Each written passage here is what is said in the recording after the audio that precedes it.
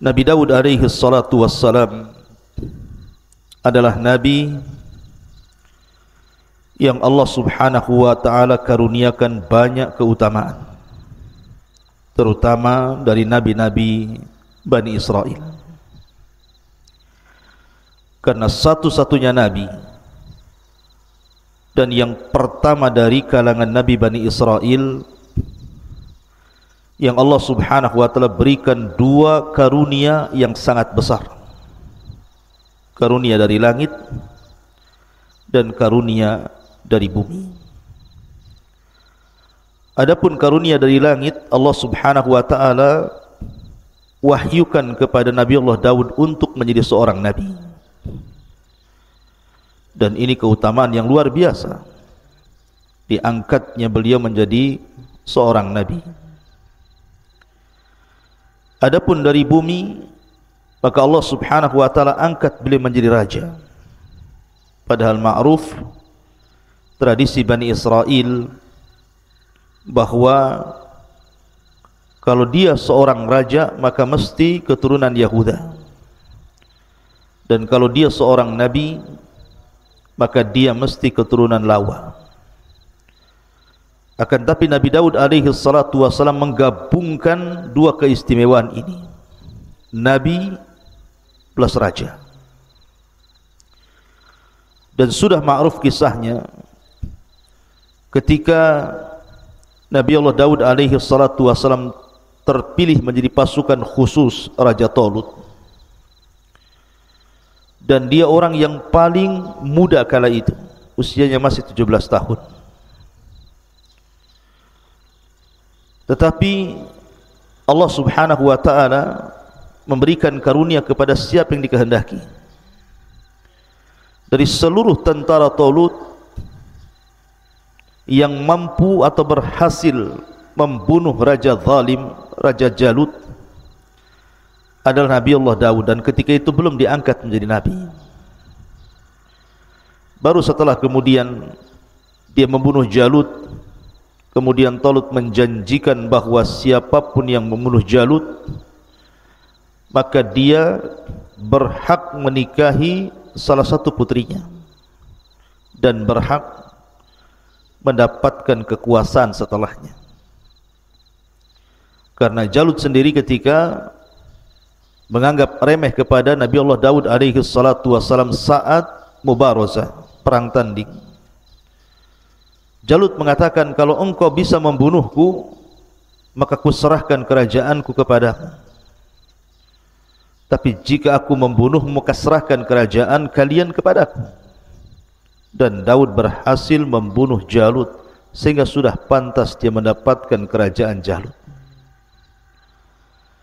Ma'asyiral muslimin yang dimuliakan Allah subhanahu wa ta'ala, terlebih setelah kemudian Nabi Allah Daud alaihi salatu wassalam menikah dengan salah satu putri daripada Talut, dari sini Allah subhanahu wa ta'ala firmankan, wa atainahu al-hikmah, dan Allah subhanahu wa ta'ala berikan al-hikmah, maksudnya kenabian.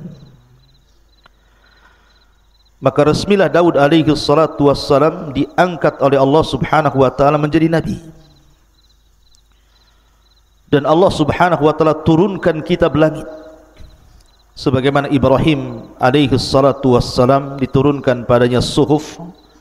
Inna hadha lafi suhufil ula suhufi Ibrahim wa Musa. Sesungguhnya Al-Quran ini terdapat lembaran-lembaran kitab langit berupa suhuf, suhufnya Nabi terdahulu dan juga suhufnya Musa dan Ibrahim. Maka sebagaimana Nabi Allah Ibrahim diturunkan suhuf kepadanya, kemudian juga Nabi Musa alaihi salatu wassalam diturunkan Taurat, kemudian Isa bin Maryam diturunkan Injil, dan Rasul kita Muhammad sallallahu alaihi wasallam diturunkan Al-Quran, maka Nabi Allah Daud juga diturunkan Zabur. Tentu Zabur tidak sebagaimana Taurat, Injil ataupun Al-Quran yang sangat tebal, karena Zabur itu kinayah taranum, mungkin semacam bait-bait syair yang suka ditaranumkan dilanggamkan oleh Daud alaihi salatu wassalam, dan Daud memiliki 70 suara. Jadi kalau dia taranum membaca Zabur, maka dia membaca dengan 70 qiraah. Setiap berpindah satu qiraah ke qiraah berikutnya, suaranya semakin indah, semakin baik.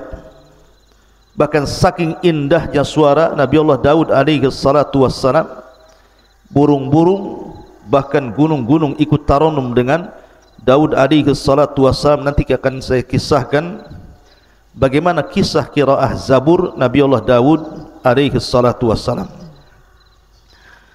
Baik, kita akan mulai dengan beberapa ayat Al-Quran yang bicara tentang kisah Nabi Allah Daud alaihi salatu wassalam. Allah subhanahu wa ta'ala berfirman dalam suratul Sad, ayat ke-17.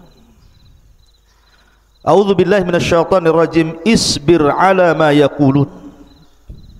Bersabarlah engkau wahai Muhammad terhadap apa yang mereka katakan kepadamu. Kita tahu bahwa dakwah Nabi SAW itu penuh dengan tantangan dan rintangan, mulai daripada hinaan, ejekan, cacian, makian, ancaman. Itulah tantangan dakwah Nabi SAW. Sehingga terkadang Nabi SAW sempit hatinya, dan Allah tahu. Makanya kemudian di antara faedah Al-Quran ini sepertiganya bicara tentang qasas, kisah-kisah para nabi, kisah-kisah para rasul, adalah untuk menguatkan hati Rasul, linusabbitu bihi fuadak, agar hati Nabi SAW tenang. Apabila Nabi SAW diancam untuk dibunuh, maka sebelumnya para nabi juga diancam, bahkan dibunuh. Seperti Nabi Allah Yahya ibn Zakaria dibunuh, dipenggal kepalanya. Kemudian juga ayahnya Zakaria digergaji dalam pohon. Kemudian Isa juga diancam oleh kaumnya, kemudian diangkat ke langit karena akan mengalami pembunuhan. Maka di sini Allah Subhanahu wa taala ingin menghibur Nabi SAW dengan mengkisahkan Nabi Allah Daud kepada beliau. Allah Subhanahu wa taala mengatakan, isbir ala ma yaqulun. Bersabarlah atas apa yang mereka katakan. Wadhkur abdana Daud dzal aidi innahu awwab. Dan ingatlah akan hamba kami. Allah Subhanahu wa taala menasabkan Daud kepada hamba Allah, dan ini idhafah tasyrif namanya, idhafah pengagungan, bahwa Daud ini bukan orang biasa tapi orang mulia, karena dinasabkan dengan kata-kata abdana, diidhafahkan kepada kami, Allah Subhanahu wa taala. Allah mengatakan, dan ingatlah akan hamba kami Nabi Allah Daud alaihi salatu wassalam yang mempunyai kekuatan. Sungguh dia hamba yang sangat taat kepada Allah Azza wa Jalla. Seolah-olah Allah ingin katakan, bersabarlah wahai Muhammad sebagaimana sabarnya Nabi Allah Daud alaihi salatu wassalam. Ma'asyiral muslimin yang dimuliakan Allah Subhanahu wa taala, ketika Allah Subhanahu wa taala mengatakan wadhkur abdana Daud dzal aidi, dan ingatlah akan hamba kami Daud yang mempunyai kekuatan. Ingat, Allah Subhanahu wa taala memberikan karunia yang sangat besar kepada Nabi Allah Daud alaihi salatu wassalam berupa kekuatan. Makanya Allah Subhanahu wa taala menyebutkan dalam surah Sad ayat 20-nya, wasaddadna mulkahu, dan kami kuatkan kerajaannya. Para ulama tafsir mengatakan dal aidi innahu awwab, bahwa dia memiliki kekuatan bukan hanya kekuatan kerajaannya, karena semenjak Nabi Allah Daud diangkat oleh Allah menjadi nabi, kemudian menjadi raja sepeninggal Talut, maka seluruh Bani Israel sangat mencintai Daud, berbeda dengan raja-raja sebelumnya. Terkadang Bani Israel mereka melakukan pemberontakan, atau kepada para nabi sebelumnya terkadang mereka membunuh para nabi, mendustakan para nabi. Tapi tidak bagi Daud alaihi salatu wassalam. Seluruh Bani Israel suka dengan Daud karena dia memiliki kekuatan yang Allah anugerahkan. Bukan hanya kekuatan kerajaannya, kekuatan tentara-tentaranya dan banyaknya pasukannya, tapi dia juga memiliki kekuatan ibadah. Bahkan Nabi SAW menggambarkan dalam sebuah hadis, ahabbus siyami ilallah siyami Daud, kana yasumu yawman wa yuftiru yawman, wa ahabbus salati ilallah salati Daud, salatu Daud kana yanamu nisfal laili wa yakumu thuluthahu wa yanamu sudusahu. Muttafaqun alaih. Kata Nabi SAW, sebaik-baiknya puasa, kata Nabi SAW, sebaik-baiknya puasa adalah puasa Daud alaihi salatu wassalam. Makanya ada sahabat namanya Abdullah ibn Amr ibn As, salah seorang sahabat Rasul yang suka mencatat. Makanya Abu Hurairah radhiyallahu anhu mengatakan, orang yang paling banyak hafalan hadis dari Rasul itu adalah diriku, kecuali Abdullah ibn Amr bin As. Dia lebih banyak mengumpulkan riwayat dari Rasul karena dia mencatat. Lah Abdullah ibn Amr ibn As ini suka dengan puasa. Terkadang dia puasa satu hari, kemudian tidak puasa satu hari. Terkadang dia ingin puasa seterusnya karena dia sanggup melakukannya. Kalau bisa setiap hari puasa. Tapi Nabi SAW ketika itu mengatakan, sum yauman wa aftir yauman. Walaupun engkau sanggup berpuasa tiap hari wahai Abdullah ibn Amr, tetaplah kau harus berpuasa satu hari dan meninggalkan puasa satu hari. Wa dzalika siyamu Daud, itulah puasanya Nabi Daud. Wa huwa afdhalus siyam, dan itu seutama-utama puasa. Kata Abdullah bin Amr, ya Rasulullah, inni utiku afdhala min, aku bisa lebih baik daripada Daud, setiap hari puasa pun aku sanggup. Tapi Rasul mengatakan, la afdhala min dzalik, tidak ada yang lebih afdal dibandingkan puasa Daud. Puasa satu hari, tinggalkan satu hari.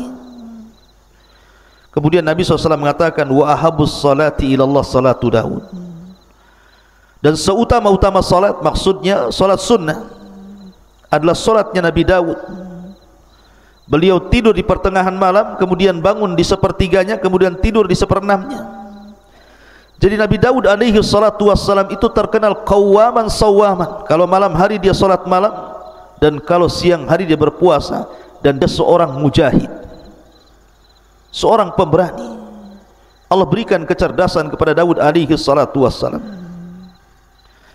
Ma'asyiral muslimin yang dimuliakan Allah subhanahu wa ta'ala. Makanya para ulama mengatakan, di antara sebab kekuatan kekuasaan Daud itu karena tiga perkara.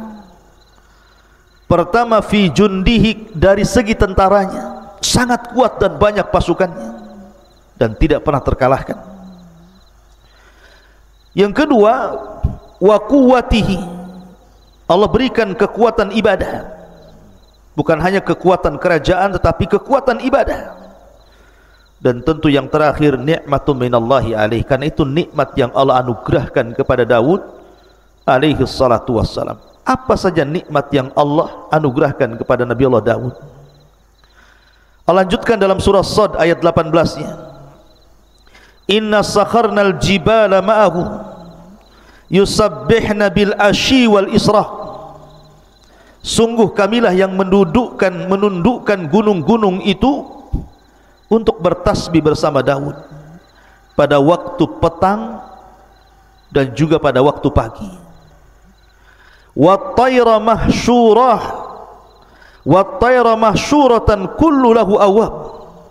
Bukan hanya gunung-gunung ditundukkan kepada Nabi Allah Daud alaihi salatu wassalam, sampai kepada kami tundukkan burung-burung dalam keadaan terkumpul masing-masing sangat taat kepada Allah azza wa jalla. Jadi kisahnya begini.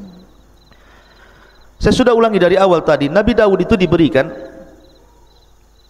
kehebatan bacaan Zabur. Kalau dia tarannum luar biasa. Dan itu diisyaratkan kepada sabda Nabi SAW ketika memuji orang-orang Asy'ariyun. Jadi ada kabilah di Yaman namanya Asy'ariyin, kabilahnya Abi Musa al-Asy'ari. Itu dikenal dengan suara Al-Quran yang sangat merdu. Jadi apabila pasukan Asy'ariyun ini berangkat jihad bersama Rasul, safar untuk berjihad,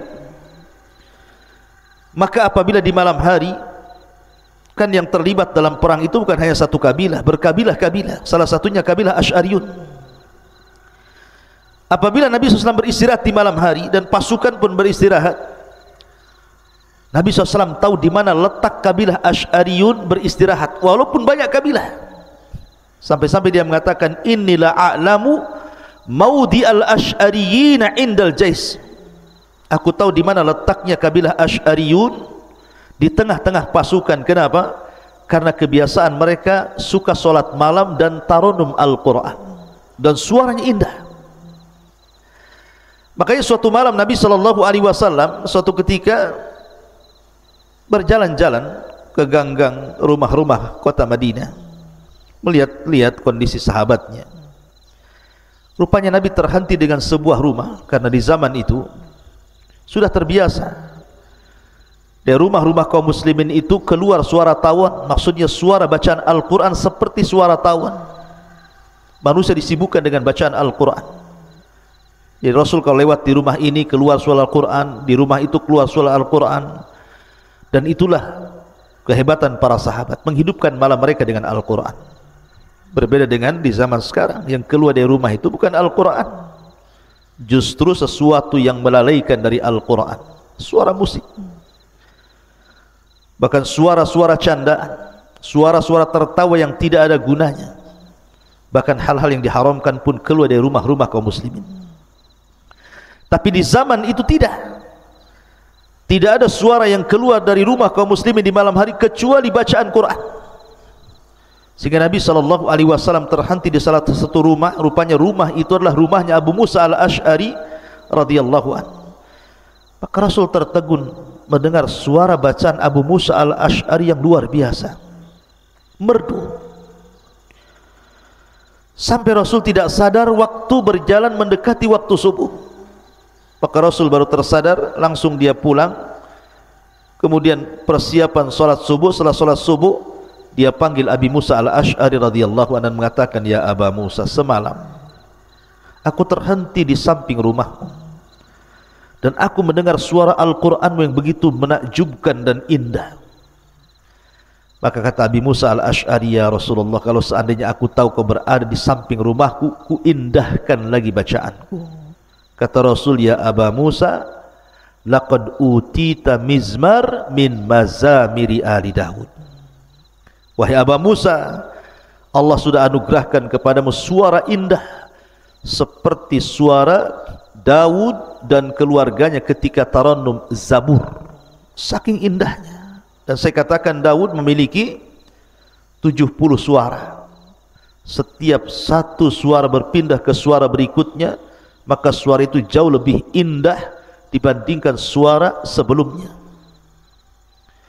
Sampai-sampai Allah gambarkan dalam surah As-Sad ayat 18-19 ini, ketika Nabi Allah Daud tarannum Zabur, maka burung-burung akan datang dari mana-mana, kemudian akan bernaung di atap rumahnya, di atap istananya. Mereka ikut bersiul, ikut melanggamkan seperti yang dilanggamkan Zabur oleh Daud alaihi salatu wassalam.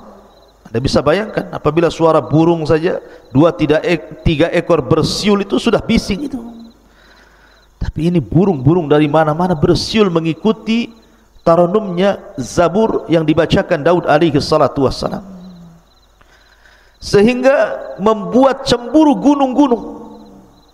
Seolah-olah gunung mengatakan, engkau izinkan burung-burung ikut tarannum bersama Daud, izinkan aku juga ya Rabb tarannum dengan Zabur yang dibacakan Daud alaihi salatu wassalam.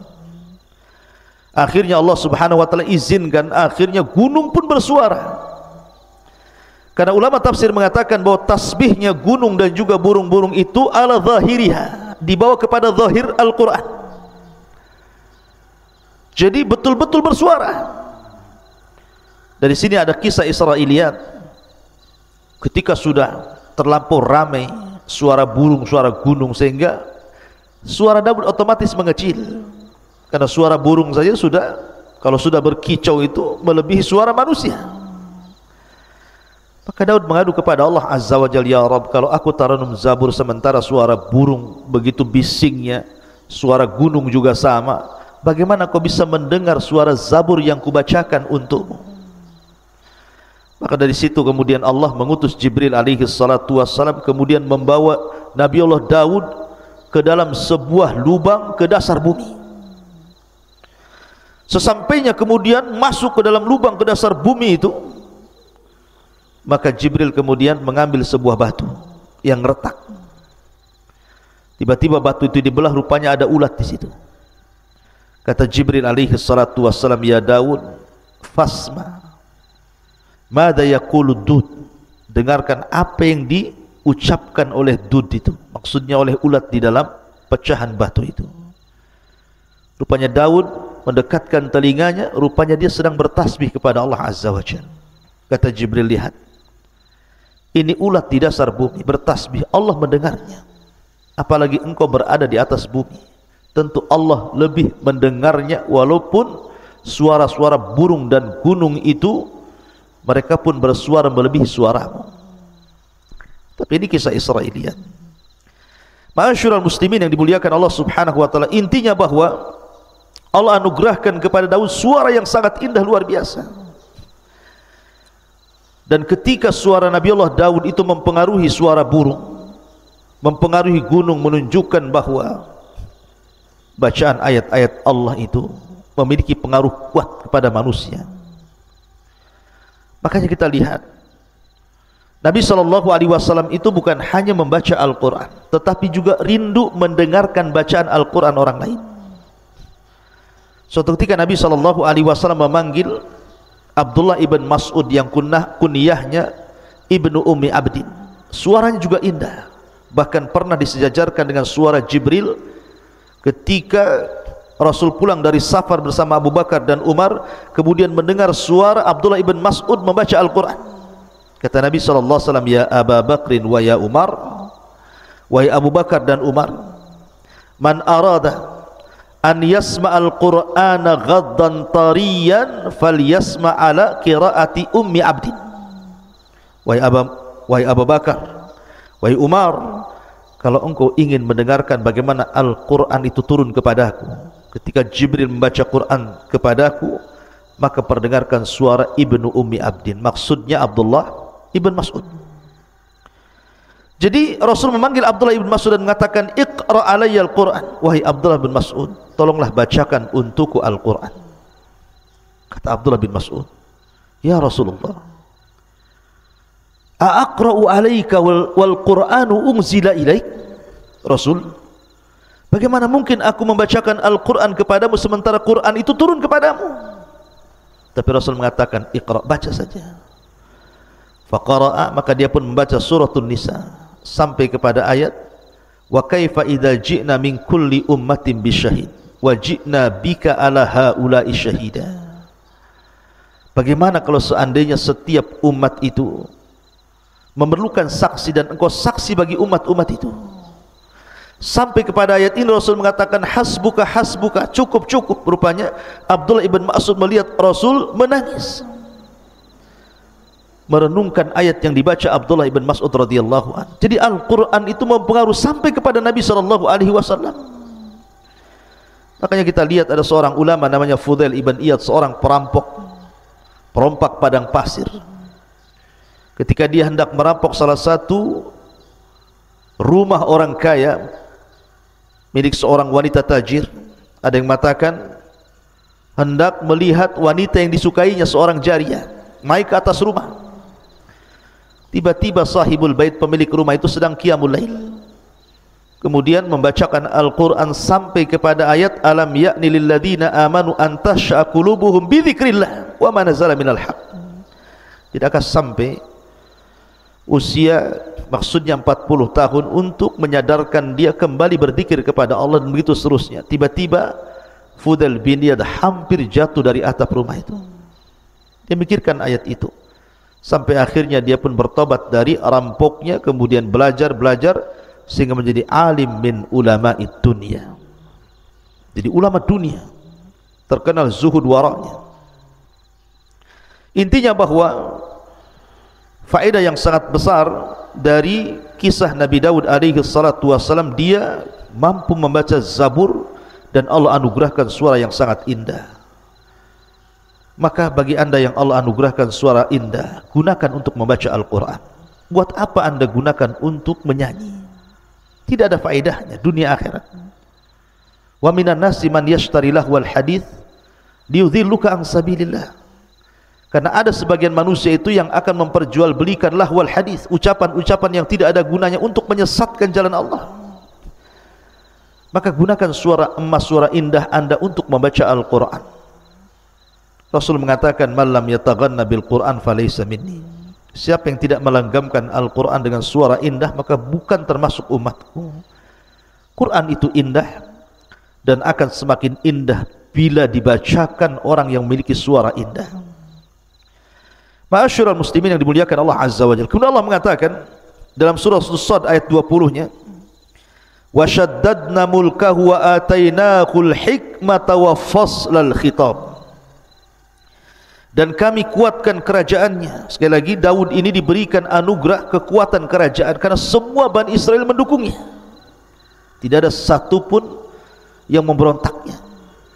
Selama 40 tahun Nabi Allah Daud berkuasa, kehidupan Bani Israel sungguh di atas kejayaan. Memiliki raja plus juga nabi, dan memiliki tentara yang sangat kuat dan kekuatan ibadah yang luar biasa.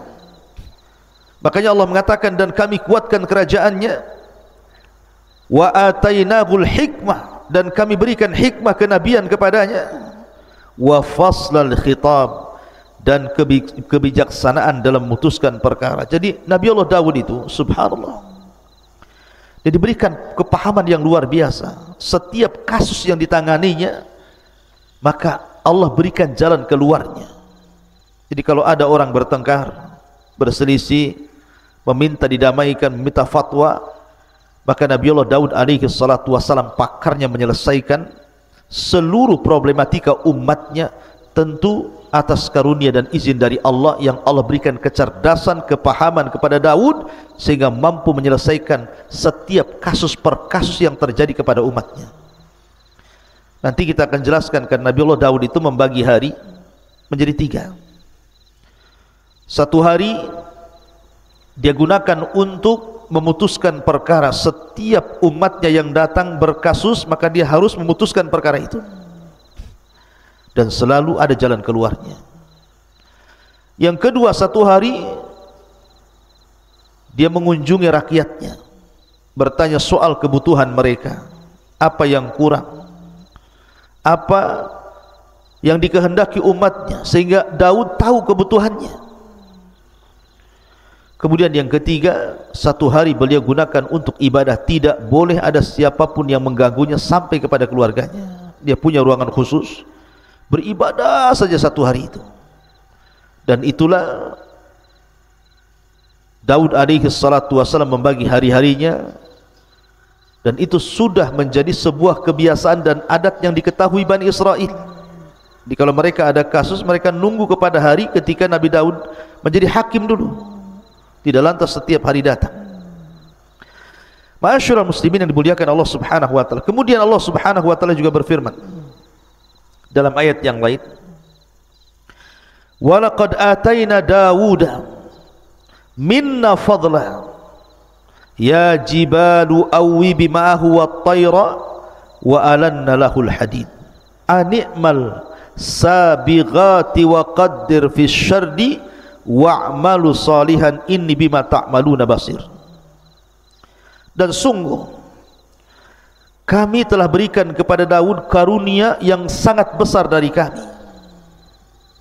Kemudian Allah mengatakan, "Wahai gunung-gunung, wahai burung-burung, bertasbihlah berulang-ulang bersama Daud, dan kami telah melunakkan besi untuknya. Buatlah baju besi yang besar-besar dan ukurlah anyamannya, dan kerjakanlah kebaikan. Sungguh aku maha melihat apa yang kamu kerjakan. Jadi selain Daud alaihi salatu wassalam mampu tarannum dengan 70 qiraah, sehingga gunung dan juga burung-burung ditundukkan kepada Nabi Daud alaihi salatu wassalam, Daud juga walaupun dia seorang nabi, seorang raja, bukan berarti kemudian dia mengandalkan keutamaan yang Allah anugerahkan kepadanya untuk mencari rezeki, tidak. Tapi dia bekerja sendiri. Dia tidak mengandalkan gaji, mungkin bahasa kitanya. Tidak semena-mena karena dia seorang raja, memiliki istana, memiliki dayang, memiliki pasukan. Tidak. Daud bekerja sendiri dengan keringatnya.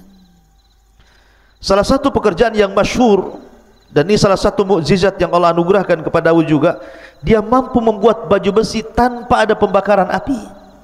Jadi kalau seandainya saya analogikan seperti Anda membuat kue, mengadon roti, cukup dengan tangan, dikuel-kuel mungkin bahasa kitanya ya,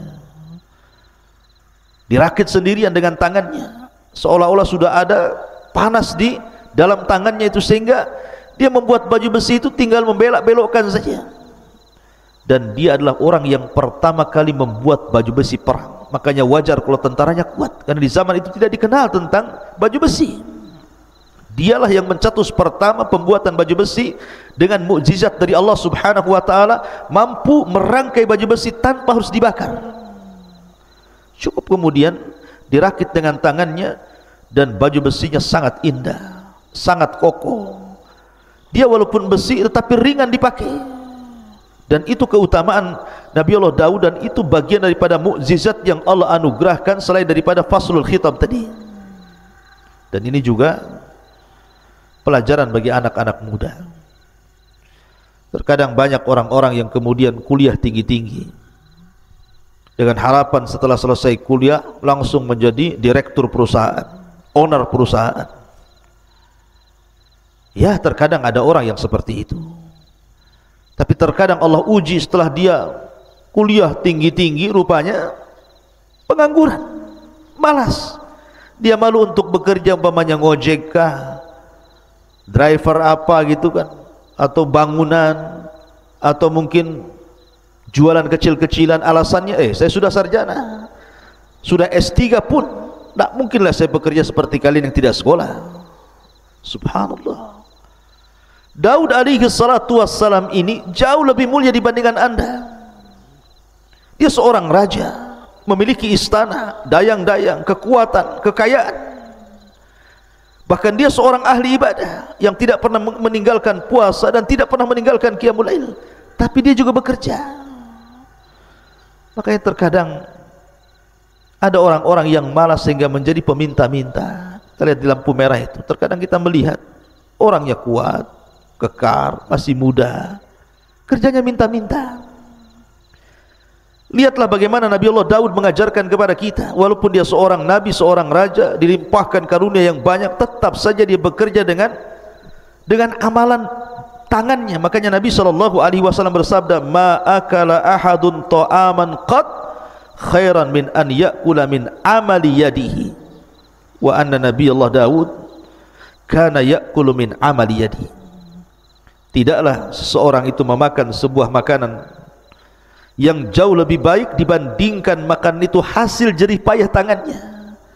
Dan sesungguhnya Nabi Allah Daud, beliau memakan dari hasil tangannya.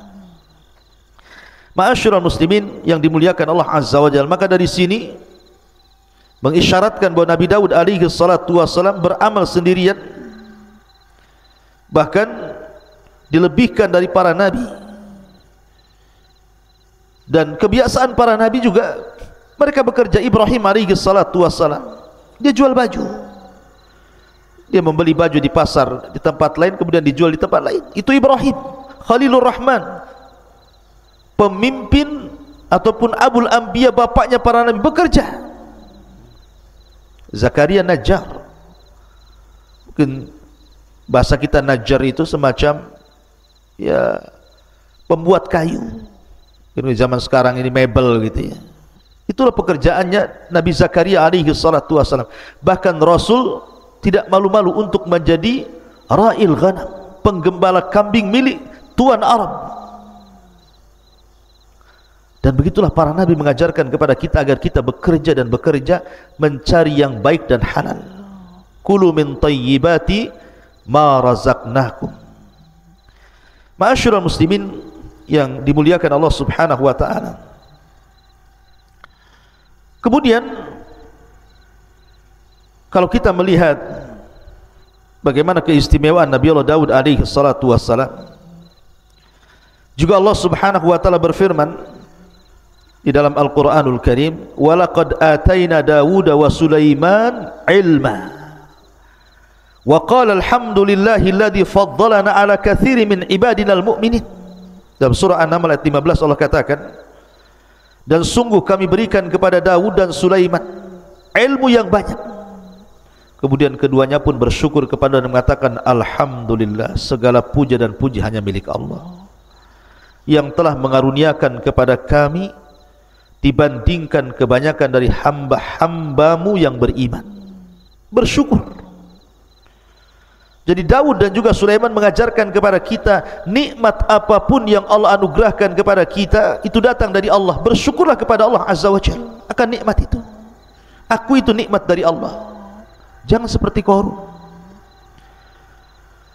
yang awalnya dia seorang pembaca Taurat hebat, memiliki suara indah membaca Taurat. Qarun itu orang yang dekat dengan Nabi Musa, ahli ibadah. Awalnya dia baik. Ketika dia baru dianugerahkan rizki oleh Allah Azza wa Jalla, dia masih mau sedekah, bayar zakat. Tapi setelah Allah anugerahkan kekayaan yang begitu besar kepada Qarun, dia pun sombong dan mengatakan, innama utitu min ilmin indi. Kekayaan ini datang dariku, bukan dari Allah, karena kecerdasanku. Mungkin bahasa kitanya, karena saya sudah kuliah tinggi-tinggi, kalau saya sekarang kaya, jadi manajer, jadi owner perusahaan, wajar itu karena kecerdasanku. Dia lupa bahwa yang berikan rizki itu Allah Subhanahu wa ta'ala. Akui itu nikmat dari Allah. Bersyukur dengan cara mengeluarkan rizki Allah itu kepada sesuatu di jalan Allah.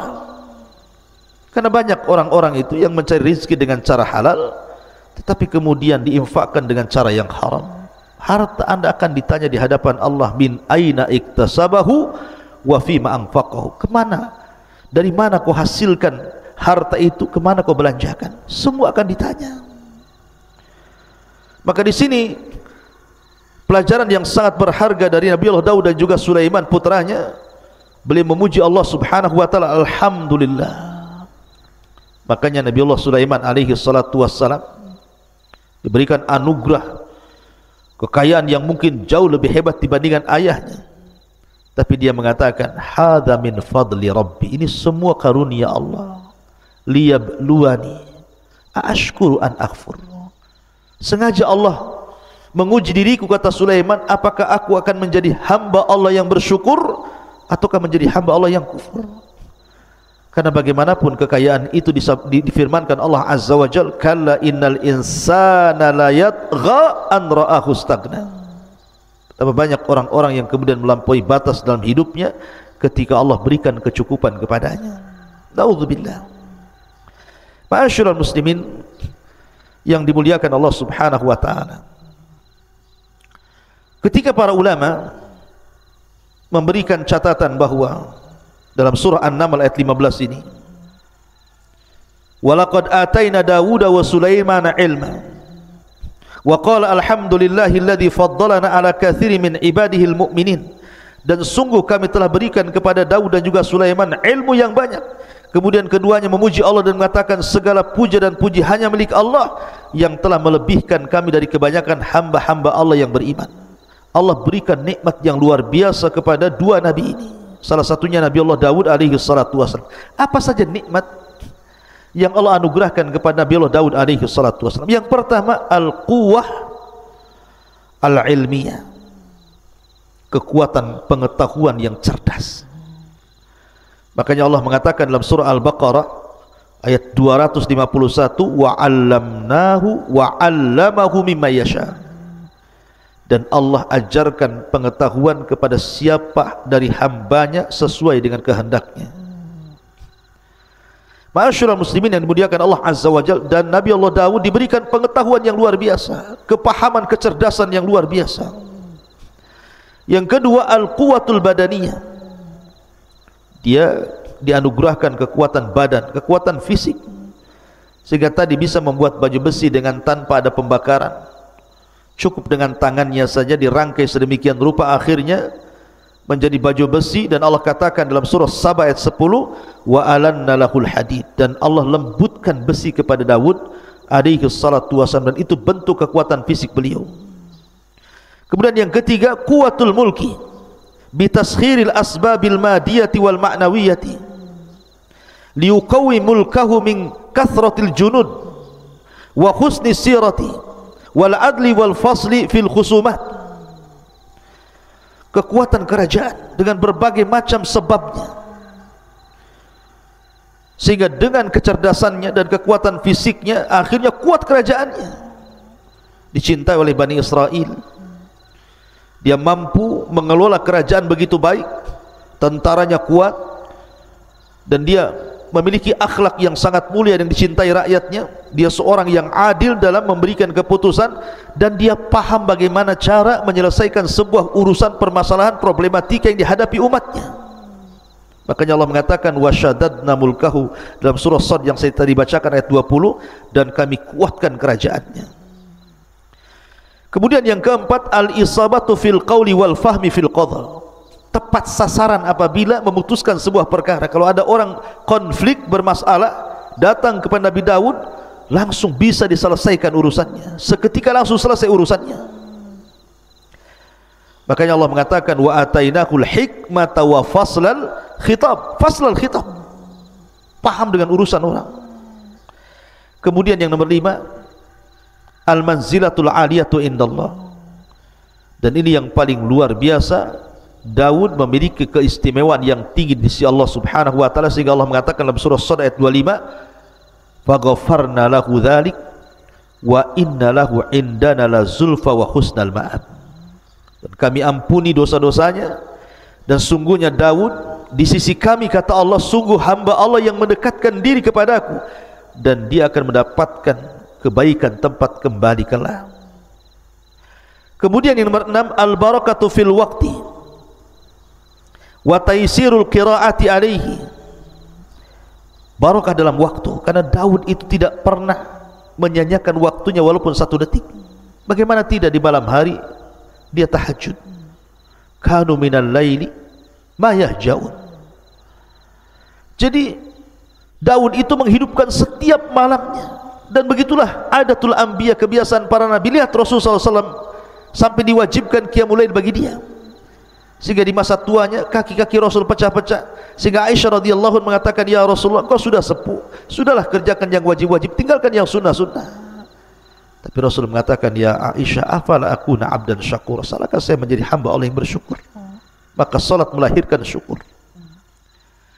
Daud tidak pernah menyanyiakan di waktu malam, dan tidak menyanyiakan di waktu siang. Dia berpuasa dan berjihad. Subhanallah, barakah waktunya, dan Allah mudahkan bacaan Zabur kepadanya, sehingga Allah Subhanahu wa ta'ala anugerahkan suara yang sangat indah dan mempengaruhi makhluk-makhluk di sekitarnya. Kemudian nomor 7, husnus saut, indahnya suara. Saya katakan Daud memiliki 70 qiraah. Satu qiraah lebih indah daripada qiraah berikutnya, dan itu keistimewaan. Makanya saya katakan, anda yang memiliki suara emas, suara indah, gunakan untuk baca Quran. Bukankah Rasul yang mengatakan, man qara harfa min kitabillah falahul hasanatu wal hasanatu bi asyri amsalihha, la aqulu alif lam mim harfun walakin alifun harfun wa lamun harfun wa mimun harfun, kata Rasul. Saya membaca 1 huruf, siapa yang membaca 1 huruf dalam Al-Quran, maka dia dapat 1 kebaikan yang dilipat gandakan 10 kali lipat kebaikan. Aku tidak katakan alif lam mim 1 huruf, tapi alif 1 huruf, lam 1 huruf, mim 1 huruf. Anda bisa bayangkan, baca surah Al-Fatihah saja, kalau 1 huruf 10 kebaikan, berapa kebaikan yang anda akan dapati dari baca Al-Quran itu. Ma'asyiral muslimin yang dimuliakan Allah Subhanahu wa ta'ala, Adapun beberapa kisah yang terkait dengan Nabi Allah Daud alaihi salatu wassalam disebutkan dalam riwayat Abi Hurairah radhiyallahu anhu. Jadi ketika Allah Subhanahu wa taala menciptakan Adam alaihi salatu wassalam, kemudian meniupkan ruh, kemudian dia pun bersin, kemudian Allah mengajarkan untuk membaca alhamdulillah, kemudian Allah jawab yarhamukallah, kemudian Allah mengatakan idhab ila ulaikal malaika, wahai Adam, temui para malaikat yang ada di hadapan, ucapkan kepada mereka assalamualaikum. Maka Adam pun kemudian datang kepada para malaikat mengucapkan assalamualaikum, dan malaikat menjawab waalaikumsalam warahmatullahi wabarakatuh. Kemudian Adam kembali kepada Allah dan mengatakan inna hadhihi tahiyyatuka wa tahiyyatu ummatika ya Adam. Inilah salam penghormatan kepadamu dan salam penghormatan bagi umat. Makanya Nabi juga memerintahkan untuk menyebarkan salam, karena itu bagian daripada merekatkan hati. Kata Nabi SAW, absus salam bainakum, sebarkan salam di antara kalian. Maka setelah itu kemudian Allah Subhanahu wa taala mengusap punggung Nabi Adam alaihi salatu wasallam, kemudian Adam diperlihatkan keturunannya. Maka ketika Adam kemudian melihat keturunannya, dilihatnya ada satu orang dari turunan Adam alaihi salatu wassalam memiliki cahaya di dahinya, dan itu sangat menakjubkan Adam alaihi salatu wassalam. Kenapa orang ini bercahaya? Dan siapa dia? Akhirnya kemudian Adam mengatakan, ya Rabb, man hadha, siapa orang itu?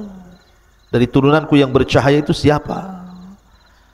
Maka Allah mengatakan hadza ibnuka Daud, itu turunanmu, namanya Daud alaihi salatu wassalam, qad kutibat lahu umru arba'ina sana, Allah sudah catat dia hanya punya umur 40 tahun saja. Ketika mendengar usianya pendek, sementara Adam sudah takjub dengan Daud alaihi salatu wassalam, dia mengatakan ya Rabb zid fi umri, zid fi umri, tambahkan usianya. Maksudnya ambil usiaku, tambahkan usianya. Kalau memang dia hanya usianya 40 tahun, tambahkan 60 lagi, genapkan menjadi 100 tahun usianya, biar dia agak panjang sedikit. Akhirnya kemudian ditakdirkan Daud pun diberikan usia Adam 60 tahun sehingga genap menjadi 100 tahun. Di saat Adam sudah berusia 940 tahun, artinya sudah waktunya dia wafat, datang malakul maut, dan Adam sudah sepuh. Ketika malakul maut hendak mencabut ruhnya Adam, Adam lupa bahwa usia dia sudah diberikan 60 tahun kepada Daud, sehingga dia tidak mau dicabut nyawanya, dan tetap mengatakan, bukankah usiaku 1000 tahun? Tunggulah 60 tahun lagi, katanya. Malaikat maut mengingatkan, bukankah usiamu sudah diberikan kepada anak cucumu Daud alaihi salatu wassalam? Adam lupa. Makanya dari situlah manusia disebut al-insan, diambil dari kata nisyan, lupa. Karena Adam lupa, maka lupa ini pun berlaku kepada setiap turunan Adam. Maka kita disebut insan. Tapi lihat di sini ada hubung kait antara Nabi Allah Adam alaihi salatu wassalam dengan Nabi Allah Daud, karena keistimewaan Daud sampai Adam menyisihkan usianya 60 tahun untuk Nabi Allah Daud alaihi salatu wassalam. Ma'asyiral muslimin yang dimuliakan Allah Subhanahu wa taala. Kemudian kisah yang kedua, ketika Nabi Daud alaihi salatu wassalam, kita tahu bahwa Nabi SAW bersabda dalam hadis, masih dari hadis Abu Hurairah radhiyallahu anhu yang terdapat dalam Musnad Imam Ahmad. Jadi Daud itu memiliki kecemburuan yang luar biasa dalam ibadah. Jadi kalau seandainya dia keluar, idza kharaja, kalau dia keluar, ughliqat al-abwab falam yadkhul ala ahlihi ahad. Kalau dia keluar, dia tutup ruangan khusus, sampai keluarganya pun tidak boleh masuk ke ruangan itu sampai dia kembali. Jadi suatu ketika dia keluar, zata yaumin wa ghallaqatid dar, dan dia pun menutup ruangannya khusus itu, tidak boleh ada yang masuk sampai keluarganya. Kemudian fa aqbalat imra'atuhu, tiba-tiba kemudian salah satu istrinya melihat pintu rumah yang sudah ditutup oleh Nabi Daud alaihi salatu wasallam tiba-tiba terbuka. Rupanya kata Nabi, faida rajulun qa'imun wastadar, tiba-tiba ada seorang laki-laki yang berdiri di tengah-tengah ruangan itu. Faqalat liman fil bait, siapa orang yang di rumah itu? Min aina dakhal, dari mana dia masuk? Padahal pintunya tertutup rapat. Akhirnya kemudian Nabi Daud alaihi salatu wassalam pun datang. Dia melihat ada seorang laki-laki. Kemudian Daud mengatakan, man anta, siapa kamu, berani sekali kau masuk ke ruanganku ini? Maka orang ini mengatakan, ana alladhi ahabul muluk walayam tani'u minni syai'un, saya adalah malaikat yang paling ditakuti dan tidak ada yang mampu menghalangi aku sedikit pun. Faqala Daud, anta, maksudnya apakah kamu malakul maut? Maka dia mengatakan, ya, saya malakul maut. Fa marhaban bi amrillah, maka dia pun mengatakan, selamat datang, kalau ini memang perintah Allah subhanahu wa ta'ala, maka aku sudah siap. Akhirnya kemudian dia pun dicabut rohnya di tempat itu. Ma'asyiral muslimin yang dimuliakan Allah subhanahu wa ta'ala. Kemudian kisah yang lain, Nabi Allah Daud alaihi salatu wassalam dan seorang wanita atau dua orang wanita. Jadi ada kisah dua orang wanita, dua-duanya punya bayi, dan itu disebutkan dalam Sahih Bukhari dan Muslim dari Abu Hurairah radhiyallahu an, bainama imra'atani ma'ahuma ibnahuma ja'a dhi'bu fadhahaba bibnin ihdahuma. Jadi dua orang wanita ini dua-duanya punya bayi, mandi di sebuah sungai. Bayi diletakkan begitu saja, datanglah serigala kemudian memakan salah satu dari bayi itu. Lah dua saudari ini akhirnya saling mengklaim bahwa bayi yang masih hidup adalah bayinya. Kata adiknya, ini bayi saya, kata kakaknya, ini bayi saya. Akhirnya keduanya menghadap Nabi Allah Daud alaihi salatu wassalam. Lah kakak yang tertuanya mengatakan kepada Daud bahwa ini bayi saya, kemudian dia berhujjah. Sehingga Daud terpengaruh dengan ucapan wanita itu dan mengatakan, kalau begitu bayi ini milikmu. Yang adiknya menangis. Sampai datang anaknya Nabi Allah Sulaiman mengatakan, wahai ayahku, izinkan aku untuk memutuskan perkara ini. Kata ayah, silakan. Maka Nabi Allah Sulaiman mengatakan, kembalikan bayimu itu. Bagaimana kalau saya potong jadi dua bayimu, dari pusar ke bawah ambil, dari pusar ke atas kau ambil.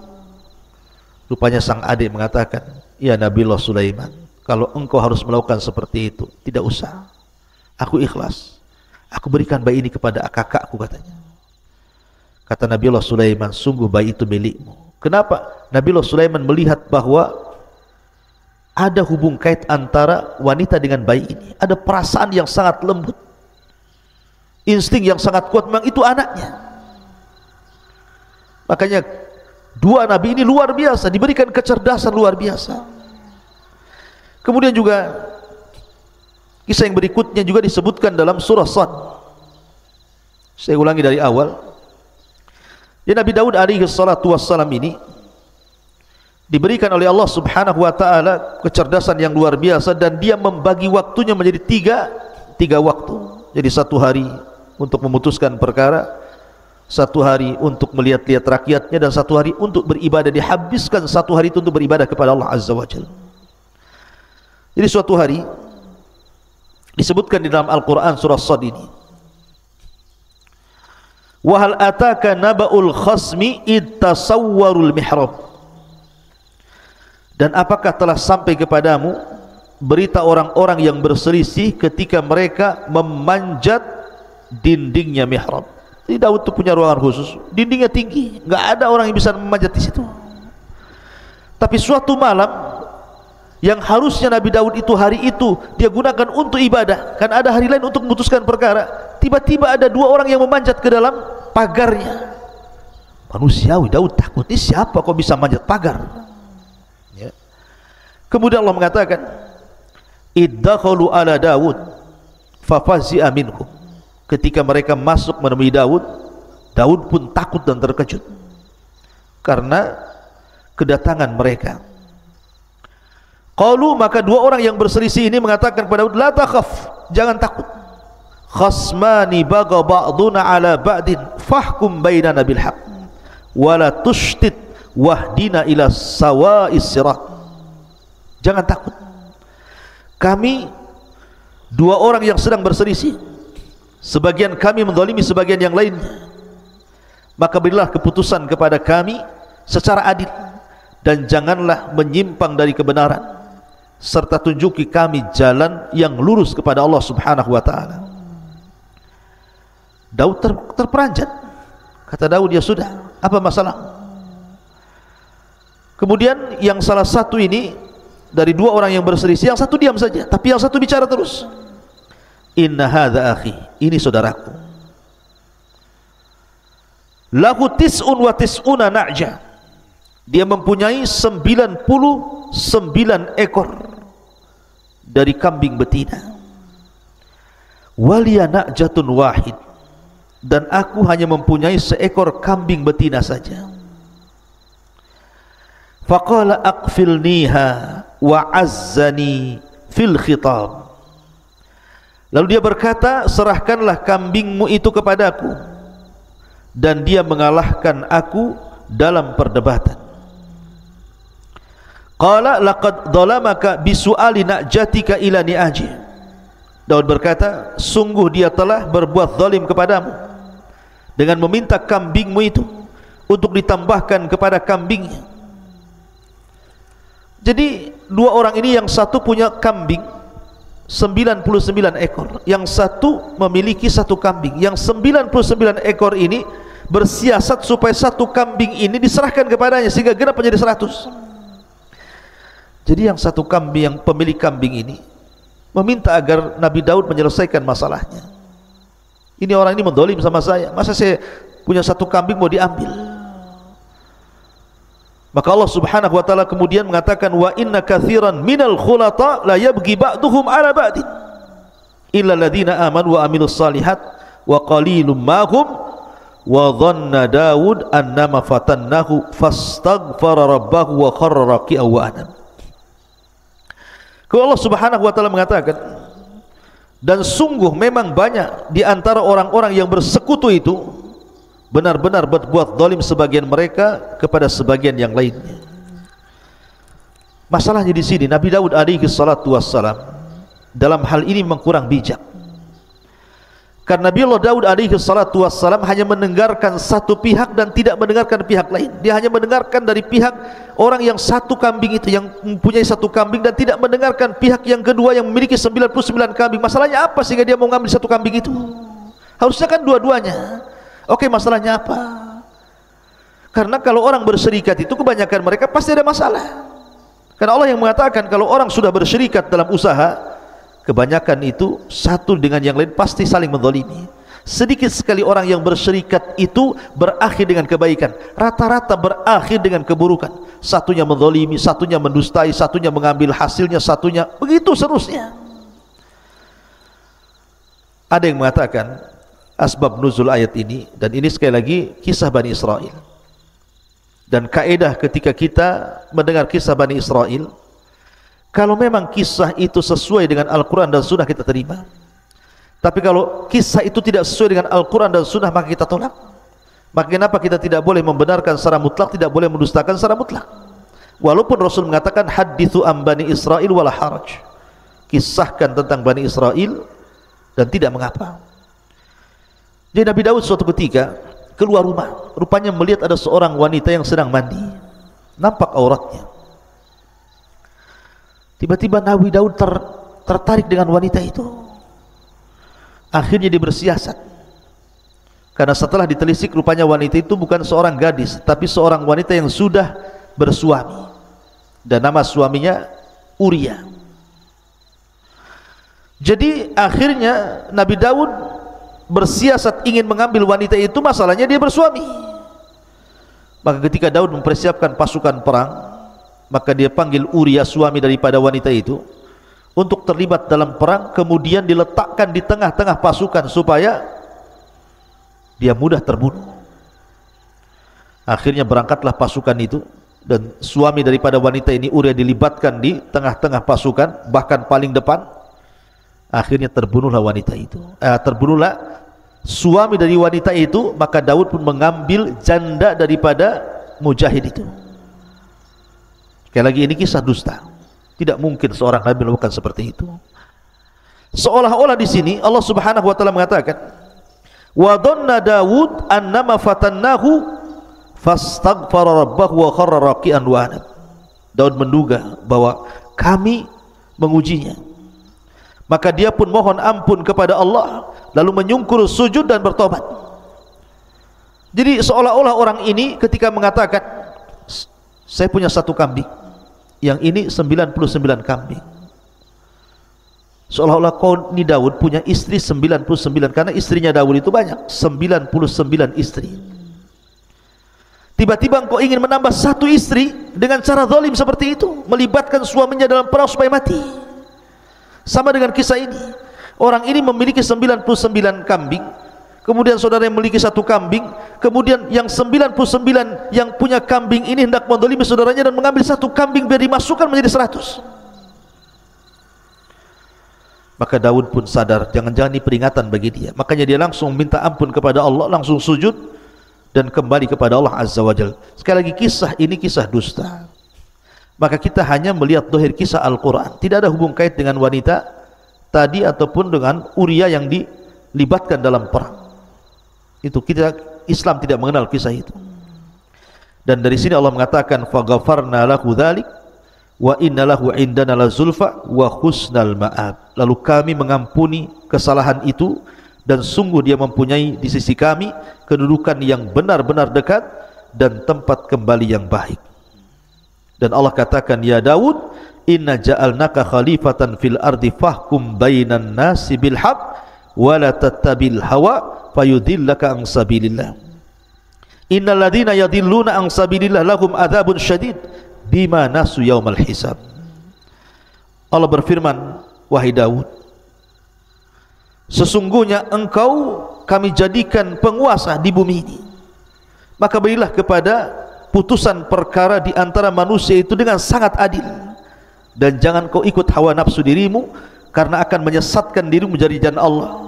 Maka siapapun yang tersesat dari jalan Allah, mereka pantas mendapatkan adab yang berat, karena mereka melupakan hari perhitungan. Seolah-olah Allah ingin berikan pelajaran kepada Daud. Terkadang ada orang yang berselisih dan minta diselesaikan hari ini juga, takkan mungkin menunggu sampai 3 hari. Kalau memang ini urgent, harus diselesaikan, maka uruslah rakyatmu. Jangan membagi hari menjadi 3 sehingga kalau ada orang masalah nunggu hari di mana Daud alaihi salatu wasallam ada keluangan untuk memutuskan perkara. Kalau memang di hari itu engkau hari beribadah, atau di hari engkau sedang melihat rakyatmu tiba-tiba ada masalah, putuskan hari itu juga. Itu zahir Al-Quran seperti itu. Dan Nabi Allah Daud alaihi salatu wasallam seorang nabi yang dikaruniakan banyak nikmat oleh Allah Subhanahu wa taala.